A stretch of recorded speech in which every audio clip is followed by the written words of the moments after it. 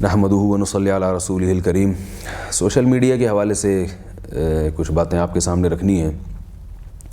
آپ کو معلوم ہے 10 سال میں جو انقلاب آیا ہے میڈیا کے حوالے سے، وہ ایسا انقلاب ہے کہ اس نے پورے ماحول اور کلچر کو تبدیل کر کے رکھ دیا ہے۔ پہلے لوگ ٹیلی ویژن کے سامنے بیٹھا کرتے تھے، مخصوص قسم کے چینل تھے، پی ٹی وی آیا کرتا تھا، اس میں جو گورنمنٹ کہتی تھی وہ سنتے تھے لوگ۔ ڈرامے بھی ایسے ہوتے تھے، میں اپنے ایک دوست سے کہہ رہا تھا کہ پرانے زمانے کے ڈرامے جن کو ہم یعنی جو علماء کا طبقہ ناجائز کہا کرتا تھا، وہ ڈرامے ایسے ڈرامے تھے کہ یعنی ہم حیران ہوتے ہیں کہ ان ڈراموں کو ہم ناجائز کہتے تھے، اور ان میں حالانکہ ان میں کتنے اچھے اسباق دیے جاتے تھے اور کیسا ایک جو یعنی اچھے ایک کلچر کو، ایک اچھا معاشرہ قائم کرنے کی کوشش کی جاتی تھی۔ لیکن اب میڈیا کا حال کیا ہو گیا ہے وہ ساری دنیا جانتی ہے۔ تو ٹیلی ویژن کے مختلف قسم کے چینلز آنا شروع ہوئے، میڈیا بالکل آزاد ہو گیا، اس سے جو بے حیائی پھیلی، جیسے اس طرح کے ڈرامے دکھانے شروع کیے میڈیا نے کہ بیوی کسی اور کی ہے اور چکر کسی اور سے چل رہا ہے، اس کا بیٹی گھر سے بھاگ رہی ہے۔ یہ ڈراموں میں یہ چیزیں دکھائی جاتی ہیں، لوگ بتاتے ہیں، میں ڈرامے نہیں دیکھتا، لوگ بتاتے ہیں کہ یہ چیزیں دکھائی جاتی ہیں۔ تو یہ چیزیں چاہے نیگیٹو عنوان سے ہی دکھائی جائیں، لیکن بہرحال ان چیزوں کا معاشرے پہ اثر پڑتا ہے۔ اس کے بعد مزید ترقی ہوئی اور سوشل میڈیا آیا، فیس بک آیا، فیس بک نے دنیا میں تہلکہ مچا دیا۔ جس نے جو بھی بات کہنی ہے وہ فیس بک پہ ڈال دیتا ہے اور لاکھوں کروڑوں لوگوں تک وہ بات اس کی پہنچ جاتی ہے۔ فیس بک سے دنیا پریشان تھی کہ پھر وائبر آیا، پھر وائبر کے بعد واٹس ایپ آیا، اور واٹس ایپ نے تو ایسا تہلکہ مچا دیا ہے کہ آپ یعنی اگر کسی کی جیب میں موبائل ہے اینڈرائڈ والا، تو اس کا مطلب یہ ہے کہ اس کی جیب میں امریکہ بھی ہے، اس کی جیب میں جاپان بھی ہے، اس کی جیب میں بالی ووڈ بھی ہے، اس کی جیب میں ہالی ووڈ بھی ہے، اس کی جیب میں مکہ بھی ہے، اس کی جیب میں مدینہ بھی ہے، مذہب بھی ہے، بے حیائی بھی ہے، اچھی باتیں بھی ہیں، بری باتیں بھی ہیں، سائنسدان بھی ہیں، فزکس بھی ہے، کیمسٹری بھی ہے، بایولوجی بھی ہے، پوری دنیا اس کی پینٹ کی جیب میں آئی ہوئی ہے، اور وہ جب چاہے دنیا کے جس خطے میں چاہے ایک بٹن دبا کے پہنچ جاتا ہے۔ تو جب یہ سوشل میڈیا کا استعمال بہت زیادہ ہوا تو اس میں 2 قسم کے طبقے وجود میں آئے۔ ایک تو وہ تھا جنہوں نے اس کے استعمال کو بالکل اجازت دے دی اور اس کو وقت کی ضرورت اور معاشرے کی ضرورت قرار دے کر، اور اس میں کوئی لگام نہیں، بس ساری دنیا یہ استعمال کرے اور ہر وقت اس کا استعمال کرے۔ ایک تو وہ طبقہ ہے جو ہماری ینگ جنریشن ہے، جو 24 گھنٹے ہاتھ میں موبائل لے کے بیٹھتی ہے۔ ابا سامنے بیٹھے ہوں گے تو بھی بچہ موبائل لے کے بیٹھا ہوا ہوگا، اماں سامنے بیٹھی ہوئی ہیں تو بھی موبائل لے کے بیٹھا ہوا ہوگا، کوئی بزرگ خاندان کے بیٹھے ہوئے ہیں تو بھی موبائل لے کے بیٹھا ہوگا، ڈاکٹر کے پاس اگر علاج کرانے کے لیے بیٹھا ہے تو جب تک اس کا نمبر نہیں آتا تو یہ واٹس ایپ پہ لگا رہتا ہے، اور ڈاکٹر صاحب کے پاس جب تک جتنی دیر میں پیشنٹ آئے گا نا اتنی دیر میں بھی وہ واٹس ایپ لے کے دیکھنا شروع کر دیتے ہیں کسی کا میسج تو نہیں آیا۔ تو پوری دنیا واٹس ایپ، فیس بک پہ گھوم رہی ہے۔ اور دوسری طرف غلو یہ ہوا کہ بعض حضرات نے اس کا بالکل ہی انکار کر دیا، انہوں نے کہا کہ یہ بالکل ناجائز ہے، بالکل حرام ہے، یہ جدید ذرائع کا استعمال کرنا، یہ تو یہودیوں کے بنائے ہوئے آلات ہیں۔ بعض حضرات کی طرف سے سوشل میڈیا پر کہ اس میں نبی صلی اللہ علیہ وسلم کی توہین کی گئی ہے فیس بک پہ، لہذا اس بنیاد پہ بعض علماء کہتے ہیں یہ حرام ہے۔ تو یہ میں سمجھتا ہوں کہ اس لیے مضبوط دلیل نہیں ہے کہ اپنی بات کو دنیا میں پہنچانے کا ایک ذریعہ ہے سوشل میڈیا۔ اگر غیر مسلم اس ذریعے کو غلط استعمال کر کے رسول اللہ صلی اللہ علیہ وسلم کی معاذ اللہ نقل کفر توہین کر رہے ہیں، تو ہمیں نبی صلی اللہ علیہ وسلم کی عظمت کو بیان کرنے کے لیے وہ ذریعہ استعمال کرنا چاہیے، کیونکہ ہمارے پاس اور تو کوئی آلٹرنیٹ اس کا اتنا طاقتور ذریعہ ہے نہیں۔ اس کی میں ایک مثال دیتا ہوں کہ ایک شخص نے کیا کیا، لاؤڈ اسپیکر لے کے آپ کے والد کے خلاف پروپیگنڈا کرنا شروع کر دیا، مائک ہاتھ میں پکڑ کے جو ہے نا پورے گلی محلے میں وہ آپ کے والد بزرگوار کے خلاف ایک پروپیگنڈا کر رہا ہے کہ یہ صاحب ایسے ہیں، یہ ویسے ہیں، یہ یوں ہیں، یہ فلاں، لاؤڈ اسپیکر پہ وہ یہ کام کر رہا ہے۔ لوگ آپ کے پاس آئے اور انہوں نے کہا کہ بھئی آپ کے والد کے خلاف بہت پروپیگنڈا ہو رہا ہے، آپ اپنے والد کی صفائی میں بیان دیجئے۔ تو آپ کیا کہتے ہیں کہ 4 آدمیوں کو جمع کر کے وہاں اپنا بیان ریکارڈ کروا دیتے ہیں۔ لوگ کہتے ہیں حضرت وہ لاؤڈ اسپیکر لے کے پوری گلی محلے میں گھوم رہا ہے اور ساری دنیا میں اس کی آواز جا رہی ہے، آپ بھی اسی لاؤڈ اسپیکر کا استعمال کریں اور اسی طریقے سے اپنے والد کی صفائی بیان کریں۔ جواب میں آپ کہتے ہیں کیونکہ لاؤڈ اسپیکر کافروں کی ایجاد ہے اور اس اسپیکر کے ذریعے انہوں نے میرے والد بزرگوار کی توہین کی ہے، لہذا یہ اتنا ناپاک اور گندہ ذریعہ ہے کہ میں اپنے ابا کی صفائی کے لیے اس ذریعے کو استعمال نہیں کروں گا۔ تو یہ کیسی احمقانہ قسم کی ایک دلیل ہوگی کہ میں اس ذریعے کو اس کا مطلب ہے آپ کوئی ذریعہ استعمال ہی نہیں کر رہے۔ پھر لوگ کہیں گے نا پھر اس لاؤڈ اسپیکر کے علاوہ آپ کے پاس کوئی اور ذریعہ ہو جس کے ذریعے آپ یہاں بیٹھے بیٹھے پورے محلے میں اپنی آواز پہنچا دیں تو ٹھیک ہے، پھر وہ استعمال کریں۔ آپ کہتے ہیں ایسا تو میرے پاس کوئی ذریعہ نہیں ہے۔ تو پھر یہی ہوگا کہ آپ کے والد کی توہین تو پوری دنیا میں عام ہو جائے گی, لوگ آپ کے والد کو گالیاں دینا شروع کر دیں گے, لیکن آپ کے والد کی صفائی سننے والا صرف آپ کے حلقہ احباب میں جو 4-6 آدمی آپ کے گرد بیٹھے ہیں وہ سننے والے ہوں گے. تو اگر فیس بک پہ یا یوٹیوب پہ معاذ اللہ رسول اللہ صلی اللہ علیہ وسلم کی توہین کسی نے کی ہے تو آپ اسی یوٹیوب پہ اور اسی فیس بک پہ اس کا جواب دیں, تاکہ جیسے توہین پوری دنیا میں پھیلی ہے تو آپ رسول اللہ صلی اللہ علیہ وسلم کے دفاع میں جو بات کہیں گے وہ بھی پوری دنیا میں پھیل جائے. لیکن اگر آپ اس کا بائیکاٹ کریں گے تو توہین آمیز کلمات یا اس طرح کی چیزیں تو پوری دنیا میں پھیلتی رہیں گی. نبی صلی اللہ علیہ وسلم کی جو صفائی ہے اور آپ صلی اللہ علیہ وسلم کی جو بے داغ سیرت ہے اس کو 4 آدمیوں سے زیادہ آپ اپنی بات کو نہیں پہنچا سکتے. تو اس لیے یہ دلیل درست نہیں ہے کہ وہ غلط چیزوں میں استعمال کر رہے ہیں تو ہم لہذا انہی چیزوں کا بائیکاٹ کریں گے. جیسے لاؤڈ اسپیکر گانے بجانے میں بھی استعمال ہوتا ہے, بے حیائی میں بھی استعمال ہوتا ہے, تو اذان بھی تو لاؤڈ اسپیکر ہی سے دی جاتی ہے اور قرآن کی تلاوت بھی لاؤڈ اسپیکر ہی پہ کی جاتی ہے, بیانات بھی اسی پہ کیے جاتے ہیں.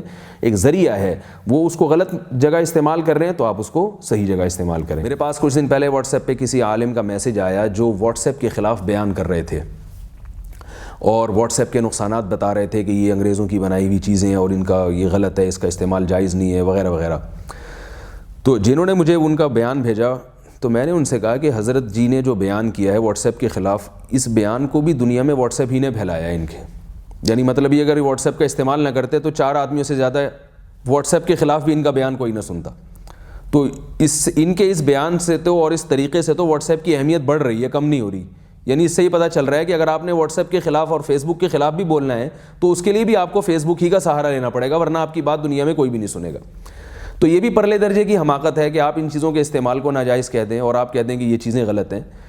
تو صحیح بات یہ ہے کہ کوئی چیز بذات خود غلط نہیں ہوتی, ایک سائنسی ترقی ہے, اس کا استعمال غلط ہوتا ہے. اس کو آپ صحیح طریقے سے استعمال کریں تو وہ صحیح ہے, غلط طریقے سے بم جو ایجاد جس نے کیا تھا وہ تو پہاڑوں کو توڑنے کے لیے اور سرنگیں بنانے کے لیے, تو لوگوں نے کیا کیا, اس بم کو لوگوں کو مارنے کے لیے استعمال کرنا شروع کر دیا. تو یہ لوگوں کی غلطی ہے.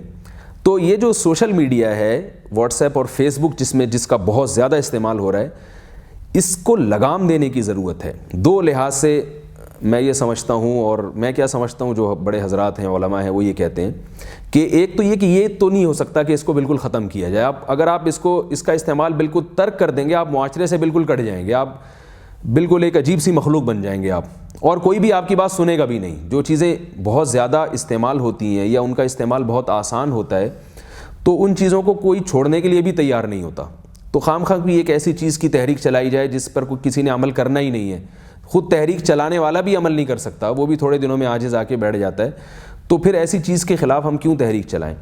لیکن اس میں یہ ضرور ہے کہ اس کے استعمال کو لگام دینے کی ضرورت ہے. گھوڑے کو اگر آپ لگام دیے بغیر استعمال کریں گے, دیکھیں گدھے کو لگام دینے کی ضرورت نہیں ہوتی کیونکہ وہ تیز رفتار نہیں ہے. گدھا آرام سے جاتا ہے, آپ جدھر کو کان پکڑ کے چاہے موڑ دیں چلا جائے گا. گھوڑا بہت تیز بھاگتا ہے, تو اس کو ایسا نہیں ہے کہ آپ کان سے ادھر موڑ دیں تو ادھر چلا جائے, ادھر کر دیں تو ادھر چلے. اس کے باقاعدہ لگام ہوتی ہے. لگام آپ کے کنٹرول میں ہوگی تو گھوڑا آپ کے کنٹرول میں ہوگا اور آپ کی مرضی سے آپ کو جہاں آپ چاہیں گے وہاں پہنچائے گا. لیکن اگر وہ بے لگام ہوگا تو پھر آپ اپنی مرضی سے گھوڑے پہ سفر نہیں کریں گے بلکہ گھوڑے کی مرضی سے سفر کریں گے. میں نے بھی ایک دفعہ گھڑ سواری کی ہے, تو لگام نہیں تھی تو میں کہیں اور کو لے جانا چاہتا تھا گھوڑے کو, اور گھوڑا مجھے کہیں اور لے کے پہنچ گیا. تو یہی ہے واٹس ایپ اور فیس بک کہ اگر آپ لگام دیں گے اس کو تو جہاں آپ فیس بک کو لے جانا چاہ رہے ہیں اور فیس بک کے ذریعے جہاں آپ پہنچنا چاہ رہے ہیں وہاں فیس بک اور واٹس ایپ آپ کو وہاں پہنچائیں گے, ورنہ یہ آپ کو تباہی اور جہنم کے راستے کی طرف لے جائیں گے اگر آپ نے اس کو لگام نہیں دیا. ہمارے ہاں یہ ہوتا ہے کہ جب کوئی نوجوان فیس بک پہ بیٹھتا ہے تو اس کو یہ پتہ ہی نہیں ہوتا کہ میں کیوں بیٹھ رہا ہوں, میں نے کیا کرنا ہے. بس وہ بیٹھ جاتا ہے, لوگوں کے میسج پڑھنا شروع کر دیتا ہے. لڑکیوں کے میسج خاص طور پہ شوق سے دیکھتا ہے. پروفائل پہ اگر کسی لڑکی کی تصویر ہے تو وہ بہت شوق سے پڑھتا ہے اس میسج کو. یہ بھی نہیں دیکھتا کہ یہ لڑکی ہی ہے, کہیں لڑکا تو نہیں ہے. اس کا بھی بہت ناجائز استعمال ہوا ہے اور بہت لوگ اس سے بیوقوف بنے اور بہت لوگ ذلیل ہوئے, بدنام ہوئے. بس وہ بیٹھ جائے گا, پوری رات بیٹھ کے اپنا ٹائم ضائع کرتا ہے. تو اس کا مطلب یہ ہوا کہ یہ فیس بک کو استعمال نہیں کر رہا بلکہ فیس بک اس کو استعمال کر رہا ہے. یہ واٹس ایپ کو استعمال نہیں کر رہا, یہ واٹس ایپ کو نہیں چلا رہا بلکہ واٹس ایپ اس کو چلا رہا ہے. حالانکہ سائنسدانوں نے یہ چیزیں ایجاد کی تھی کہ آپ ان کو چلائیں. اللہ نے گھوڑا کیوں بنایا ہے؟ تاکہ گھوڑا ہمیں چلائے یا ہم گھوڑے کو چلائیں. گھوڑا تو اللہ نے اس لیے ایجاد کیا تھا کہ ہم گھوڑے کو اپنی مرضی سے چلائیں. تو اللہ فرماتے ہیں کہ ہم نے تمہارے لیے اس کو مسخر کیا ہے. تو یہ سائنس کی جتنی چیزیں ہیں یہ اللہ نے ہمارے لیے بنائی ہیں اور ہمارے لیے مسخر کی ہیں ان کو. تو ہمیں چاہیے کہ ہم ان کو اپنی مرضی سے چلائیں, ان کی مرضی سے نہ چلیں. تو اس لیے 2 حد بندیوں کی ضرورت ہے. نمبر 1 یہ کہ آپ نے ان چیزوں کے استعمال سے پہلے یہ دیکھنا ہے کہ میں نے فیس بک یا واٹس ایپ کو یا اور ٹویٹر وغیرہ جو بھی سوشل میڈیا اس کو میں نے ٹائم کتنا دینا ہے. لامحدود ٹائم دنیا میں کسی کے پاس نہیں ہوتا, اور لامحدود ٹائم تو نہ بیوی کو دیا جا سکتا ہے نہ ماں باپ کو دیا جا سکتا ہے. تو فیس بک کو کیسے دیا جا سکتا ہے؟ پوری رات بیٹھ گئے فیس بک پہ, پورا دن گزار دیا اس کے اوپر, جب تک آپ کو مزہ آ رہا ہے آپ بیٹھے ہوئے ہیں اس کے اوپر. تو یہ تو پرلے درجے کی حماقت اور بیوقوفی کی بات ہے. آپ اپنا ٹائم ضائع کر رہے ہیں, بہت سارے مفید کاموں سے آپ رہ جاتے ہیں. تو پہلے تو آپ نے یہ لاہ عمل طے کرنا ہے کہ میں نے اس کو کتنا ٹائم دینا ہے. بیوی بچوں کے لیے کتنا ٹائم ہونا چاہیے میرے پاس, والدین کے لیے کتنا ٹائم ہونا چاہیے, دوستوں کے لیے کتنا ٹائم ہونا چاہیے, رشتہ داروں کے لیے کتنا ٹائم ہونا چاہیے, تعلیم کے لیے کتنا ٹائم ہونا چاہیے. اس میں سے پھر آپ نے چند گھنٹے یا چند منٹ, جو بھی آپ کی زندگی ہے وہ ہر آدمی کی مختلف ہوتی ہے. پھر ایکسرسائز, جسمانی ورزش کو میں نے کتنا ٹائم دینا ہے, ہر چیز ہے. اللہ نے نماز کو کتنا ٹائم دینا ہے, تلاوت کو کتنا ٹائم دینا ہے, ذکر اذکار کو کتنا ٹائم دینا ہے. ان تمام چیزوں سے ٹائم نکال کے پھر آپ ضرور سوشل میڈیا کو بھی ٹائم دیں, وہ بھی ایک وقت کی ضرورت ہے, لیکن اس میں حد بندی. وہ کسی کے لیے آدھا گھنٹہ ہوگا, کسی کے لیے 1 گھنٹہ ہوگا, کسی کے لیے 2 گھنٹے ہو گئے. آپ 2 کے بجائے 4 گھنٹے دے دیں اگر آپ سمجھتے ہیں ضروری ہے, لیکن حد بندی ہونی چاہیے. پھر اس سے زیادہ نہیں دینا اپنے ٹائم.